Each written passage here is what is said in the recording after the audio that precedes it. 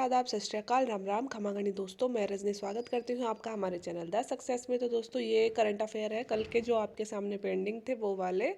और कल वीडियो मैं बना चुकी थी पर इसलिए नहीं डाला क्योंकि कल मैंने वो स्ट्रेटेजी वाला वीडियो डाला था फर्स्ट ग्रेड फर्स्ट पेपर का। तो फिर वो एक वीडियो डालते हैं तो जब सेकंड डाल देते हैं ना तो उसकी रीच कम हो जाती है फर्स्ट वाले वीडियो की। तो मैंने कहा बच्चों तक पहुंचेगा नहीं फिर वो वीडियो, इसलिए मैंने ये वाला वीडियो कल अपलोड नहीं किया।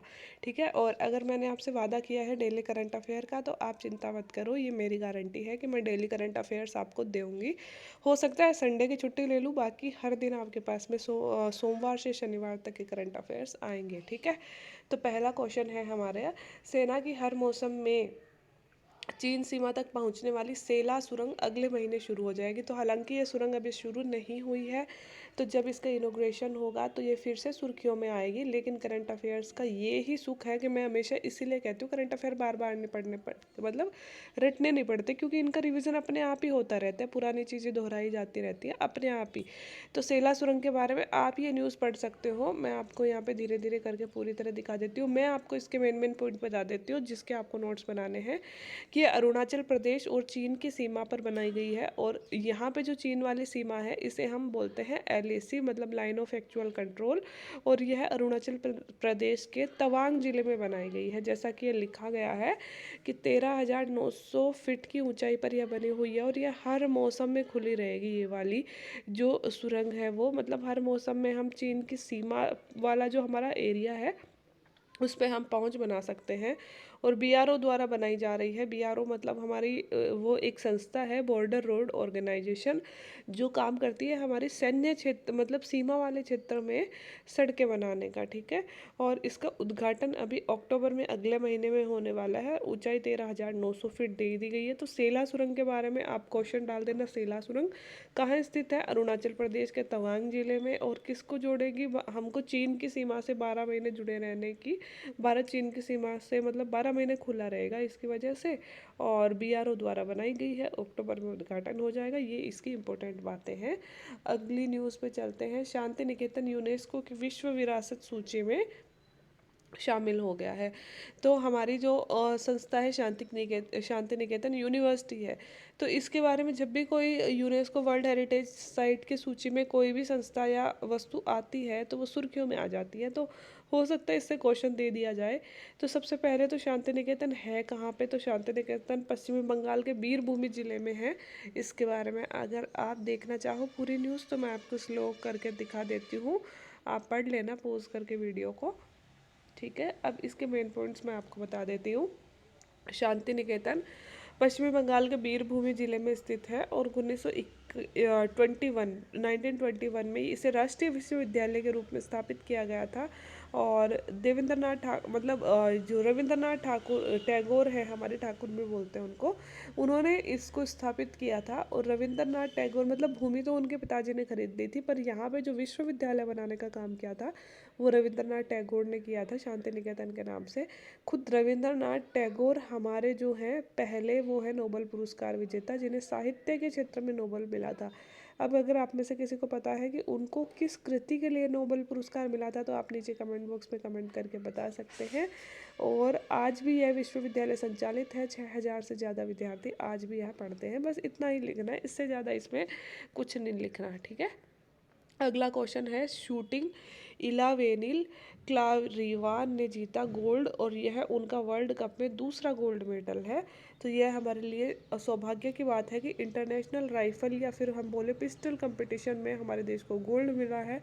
गोल्ड लाने वाले खिलाड़ी का नाम है इलोवेलिन वाला रिवान। ISSF वर्ल्ड चैंपियनशिप में इनका यह सेकंड गोल्ड है। और इन्होंने हराया किसको है? फ्रांस की ओलियन न्यूलर को हराया है। और यह पहले से हमारी ओलंपिक टीम में हिस्सा बना चुकी है, मतलब ओलंपिक में भाग लेंगी यह है। और अभी इन्होंने ISSF में मतलब पिस्टल कंपटीशन में इन्होंने गोल्ड मेडल जीता है। ठीक है। और दूसरी बार गोल्ड मेडल जीता है। अगर पूरी न्यूज़ आप पढ़ना चाहो तो इस तरह से पढ़ सकते हो। हमारे लिए क्वेश्चन इस तरह से बन सकता है कि एक तो कि शूटिंग में गोल्ड जीतने वाली मतलब पिस्टल कंपटीशन में गोल्ड जीतने वाली हमारी जो खिलाड़ी है वो कौन है, या फिर इनका नाम दे देंगे और पूछ लेंगे कि ये किस खेल से संबंधित है। ठीक है। तो खिलाड़ियों से भी 3-4 क्वेश्चन आरपीएससी देती है, ये पैटर्न बना रखा है आरपीएससी ने। कम से कम 4 या 5 क्वेश्चन करंट के अगर दे मतलब करंट के जो देती है उनमें से 4-5 स्पोर्ट्स के क्वेश्चन देने लग गई आजकल आरपीएससी। तो इसलिए मैं छोटे छोटे स्पोर्ट्स के क्वेश्चन भी डालती रहती हूँ।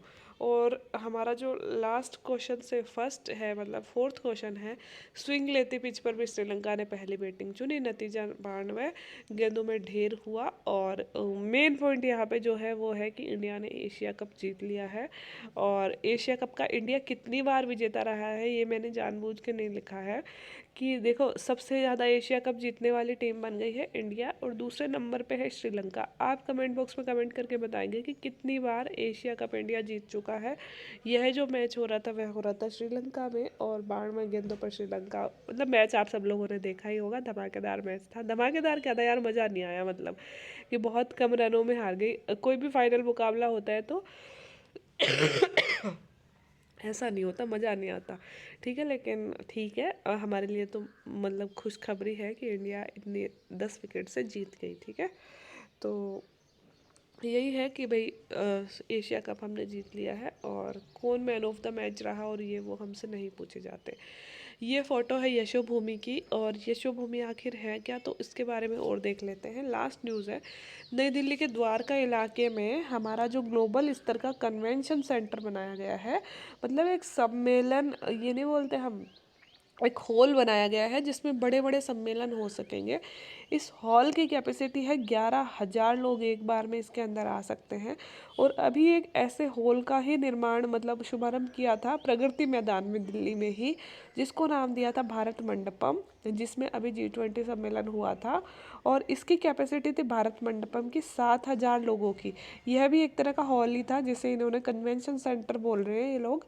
कि इसमें क्या होता है कि इसमें भाई हमारे पास में ना पहले ऐसे कोई बहुत बड़े हॉल नहीं थे इतनी इतनी कैपेसिटी वाले, कि जहाँ हम एक विश्व स्तरीय सभा बुला सके और जिसमें सारी फैसिलिटीज़ हो। तो अभी 2 हॉल बनाए हैं, मतलब 2 कन्वेंशन सेंटर बनाए हैं। पहला दिल्ली के एक सिरे में है प्रगति मैदान में, भारत मंडपम के नाम से, 7,000 लोगों की कैपेसिटी है। और जो दूसरा अभी जिसका उद्घाटन खुद मोदी जी ने किया है, ये द्वारका में बनाया गया है, और इसमें 11,000 लोगों की कैपेसिटी है। साथ ही ये एक्सपो सेंटर भी है। एक्सपो सेंटर का मतलब होता है प्रदर्शनी वगैरह अगर कुछ करनी हो ना बड़े स्तर की, तो वो भी कर सकते हैं। उद्घाटन इसका 17 सितंबर को किया गया। 17 सितंबर को हमारे माननीय प्रधानमंत्री जी का जन्मदिन भी होता है। 15 कन्वेंशन सेंटर और 13 मीटिंग हॉल इसमें यहाँ पे बनाए गए हैं, और यह दुनिया का सबसे बड़ा प्रदर्शनी हॉल है। इससे बड़ा प्रदर्शनी हॉल दुनिया में भी नहीं है, ठीक है।